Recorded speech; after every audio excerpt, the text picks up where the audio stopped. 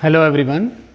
आज इस लेक्चर के अंदर मैं सुभाष चंद्र आपके साथ जीवों में विविधता जो हमारा चैप्टर चला हुआ है उसमें एनिमलिया ग्रुप के टॉपिक के साथ फिर हाजिर हुआ हूँ। हमने पिछले लेक्चर में जो एनिमलिया ग्रुप में हमारे पोरीफेरा, सिलेंट्रेटा, प्लेटीहेलमिन्थेस और निमेटोडा के बारे में पढ़ा कि उनके अंदर कौन कौन से गुण होते हैं, कैसे उनको पहचाना जाता है और कौन कौन से जीवों को इन ग्रुपों में रखा जाता है। इसी कड़ी के अंदर एनिमलिया ग्रुप में हम अपना नेक्स्ट जो ग्रुप है वो शुरू करते हैं। फिफ्थ हमारा एनेलिडा।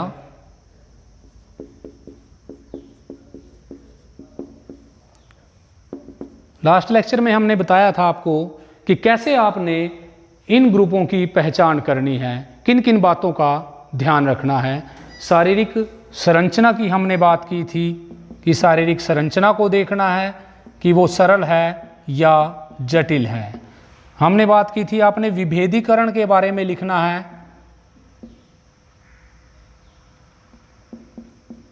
कि जो शरीर है उसका ऊतकों में विभाजन हो जाता है या नहीं होता। अगर जो ग्रुप बनेंगे, जो ग्रुप बना हुआ है उसके अंदर जो ऊतक हैं वो विभिन्न कार्य करने के लिए विभाजित हो रहे हैं या नहीं हो रहे हैं। तो एनेलिडा की अगर बात की जाए, एनेलिडा में जो जीव आते हैं वो जलीय और स्थलीय दोनों प्रकार के जीव आ जाते हैं। अगर जलीय जीव की बात की जाए तो जो लवण और अलवणीय जल के अंदर आते हैं,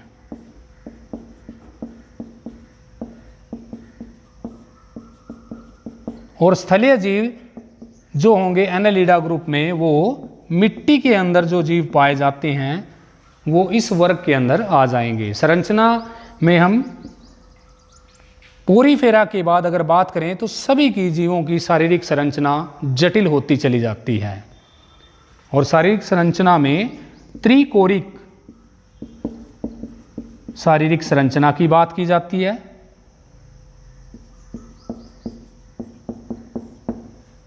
दूसरी जो द्विपार्श्व सममिति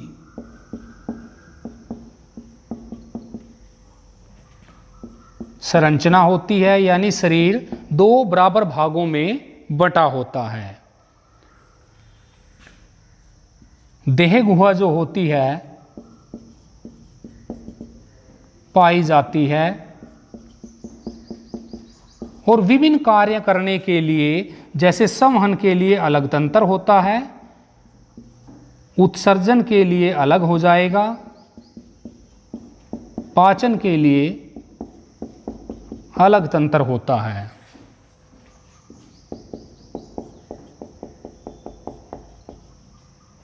शरीर विभिन्न खंडों के अंदर बना होता है क्योंकि जो देह गुहा के अंदर विभिन्न अंग हैं उनमें विभिन्नताएं पाई जाती हैं। भिन्न भिन्न अंगों में विभिन्नता पाई जाती है।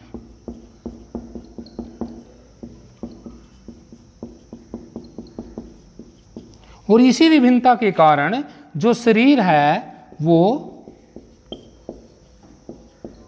खंडों में बंटा होता है। अगर हम बात करें केंचुए का शरीर, अगर हम देखें जो मिट्टी के अंदर पाया जाता है उसके शरीर की संरचना अलग अलग खंड उसमें दिखाई देते हैं।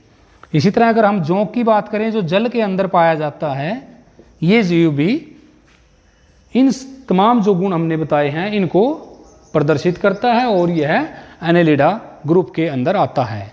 उसके बाद बात करते हैं आर्थ्रोपोडा की।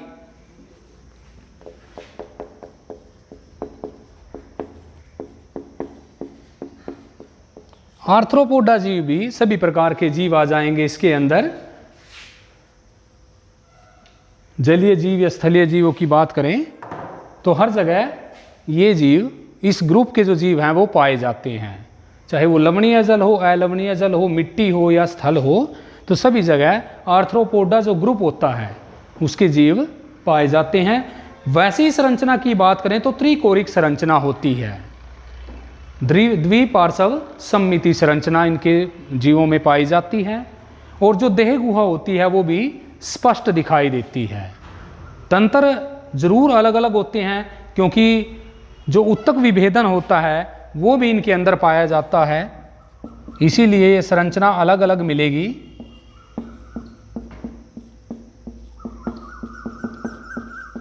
इसके साथ साथ जो मुख्य बात इसमें आ जाती है वो रहेगी कि इनके अंदर जो परिसंचरण तंत्र होता है वो खुला होता है। खुला परिसंचरण तंत्र होता है, यानी जो द्रव है, जो परिवहन होता है द्रव का, वो विभिन्न वाहिकाओं से ना होकर सीधा ही देह गुहा में इकट्ठा हो जाता है, देह गुहा में परिवहन होता है। तो परिवहन के लिए जो परिसंचरण तंत्र जो होता है वो आर्थ्रोपोडा में खुला पाया जाता है। और आर्थ्रोपोडा पूरे जीव जगत का सबसे बड़ा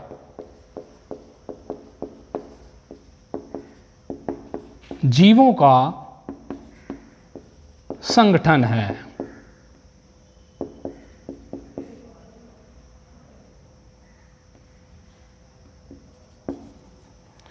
उदाहरण की अगर बात करें, हम मक्खी देखते हैं, मक्खी हो गई, मच्छर हो गए, बिच्छू हो गए, ये सभी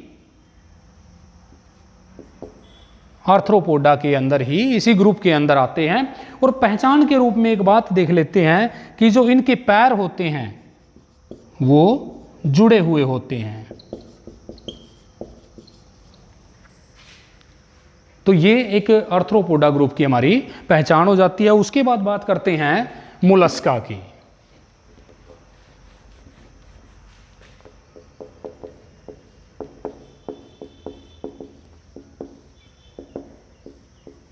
मोलस्का जो जीव होते हैं वो जल में पाए जाने वाले जीवों को इस वर्ग के अंदर, इस ग्रुप के अंदर रखा जाता है। यानी जो जलचर जीव होते हैं वो मोलस्का ग्रुप के अंदर आ जाते हैं। वैसे ही त्रिकोरिक संरचना व द्विपार्श्व सममिति संरचना होती है, शारीरिक संरचना।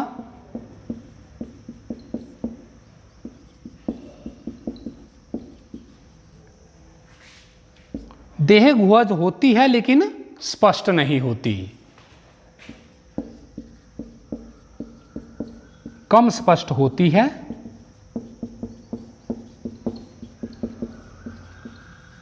शरीर जो है मोलस्का में एक बाहरी आवरण से ढका होता है।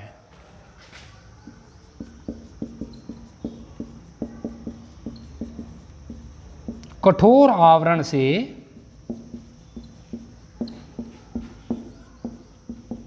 ढका होता है।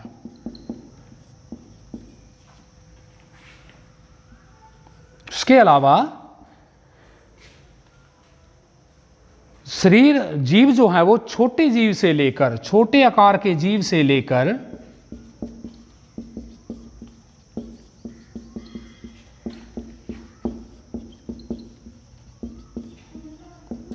भीमकाय जो जीव हैं इस ग्रुप के अंदर आ जाते हैं।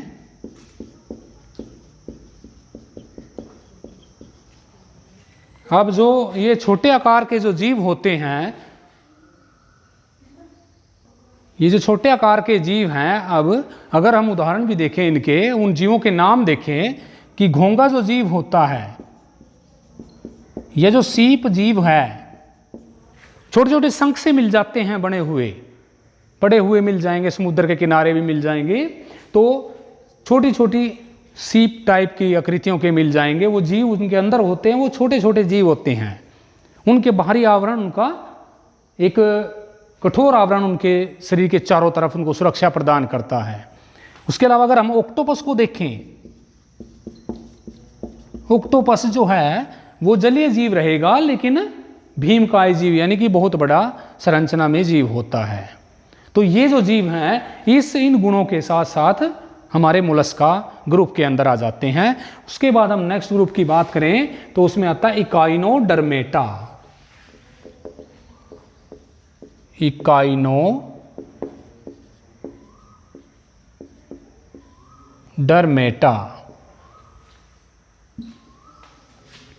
इसके अंदर भी जो जीव रहेंगे वो मुक्त जीवी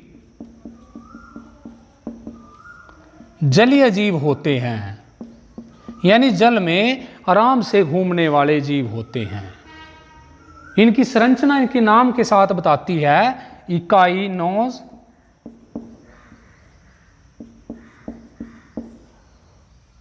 का मतलब होगा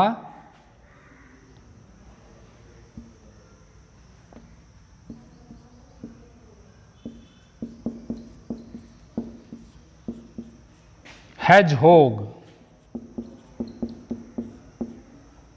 और डर्मा का मतलब हो जाता है त्वचा, यानी जिनकी त्वचा कांटों से ढकी होती है। ऐसे जीव शरीर जो होगा कांटों से ढका होता है। शरीर में कार्बोनेट, कैल्शियम कार्बोनेट की परत जो बनी होती है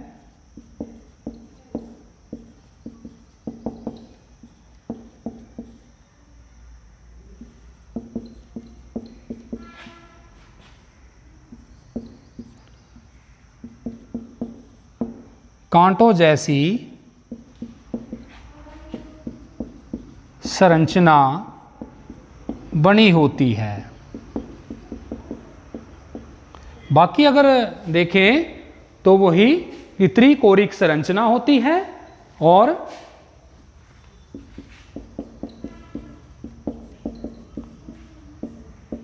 द्विपार्श्व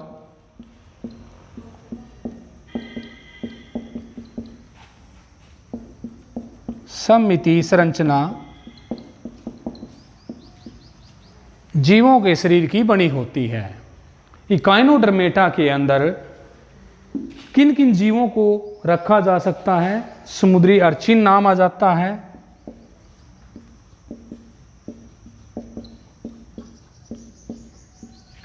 समुद्री जो अर्चिन होता है वो भी इकाइनोडर्मेटा में ही रखा जाएगा।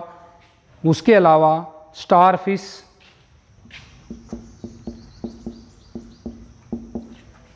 जो होता है जीव वो भी इकाइनोडर्मेटा में भी आता है। इकाइनस जो होता है वो भी इकाइनोडर्मेटा ग्रुप में ही रखा जाता है। उसके अलावा एक और नाम आता है प्रोटोकोर्डेटा।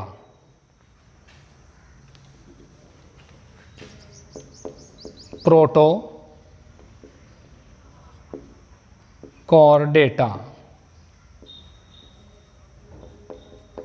ये हमारा अगला ग्रुप हो जाता है। इसके अंदर ये जो गुण होते हैं जीवों के, जो हमने पढ़ चुके हैं हम कि बहुकोशिकीय जीव हैं, यूकैरियोटिक होते हैं, विषमपोषी होते हैं, त्रिकोरिक संरचना होती है, द्विपार्श्व सममिति संरचना होती है, ये सभी बातें लिखेंगे। वैसे ही शारीरिक संरचना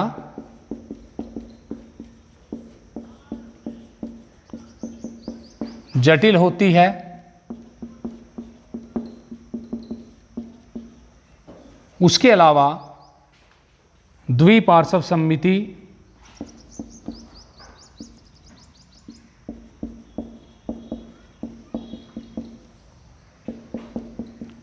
त्रिकोरिक संरचना होगी, वैसे ही उत्तक विभेदन होगा। इनके अलावा जो मुख्य गुण पाया जाता है, जो मुख्य लक्षण होता है प्रोटोकोर्डेटा के अंदर, एक संरचना पाई जाती है, एक नली के आकार की संरचना इन जीवों के अंदर बनी होती है, जिसको नोटोकॉर्ड पाई जाती है। इसको नोटोकॉर्ड कहते हैं। यह नोटोकॉर्ड क्या करेगी? जो आहार नाल है उसको तंत्रिका तंत्र से अलग करती है। जो पेशीय भाग है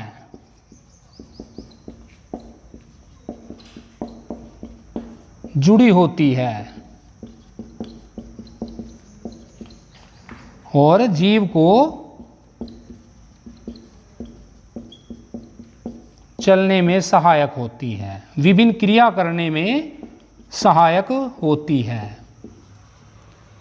अगर इसमें उदाहरण देखें तो हर्डमैनिया जो जीव होता है वो इसके अंदर आ जाता है। ब्लेनोग्लोसस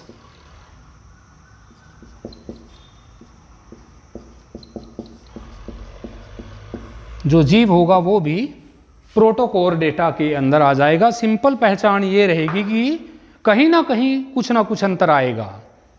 हमने मोलस्का की बात की तो उसकी संरचना की बात कर ली, हमने आर्थ्रोपोडा की बात की कि वो बहुत बड़ा संघ है, जीवों का सबसे बड़ा संघ होता है और उसके अंदर खुला परिसंचरण तंत्र पाया जाता है। हमने प्रोटोकोर्डेटा की बात की कि सारी संरचनाएं लगभग वही गुण मिल जाएंगे जो दूसरों में थे, लेकिन उसके अलावा एक नलिकाकार संरचना जो है वो पाई जाती है जिसको नोटोकॉर्ड कहते हैं, जो पृष्ठ भाग में मिलेगी, जो इस जीव को अलग से सुरक्षा, अलग कार्यों के लिए सहायता करेगी। इसमें हर्डमैनिया, ब्लेनोग्लोसस जो जीव हैं वो इस ग्रुप के अंदर रख लिए जाते हैं। हमारा जो लास्ट ग्रुप बचता है वो है वर्टिब्रेटा के बारे में, उनके क्या क्या गुण होते हैं और कैसे उनको अलग अलग कौन कौन से समूह उनके बन सकते हैं, उन जीवों को किन किन समूहों में रखा जा सकता है, वो हम नेक्स्ट लेक्चर के अंदर पढ़ेंगे।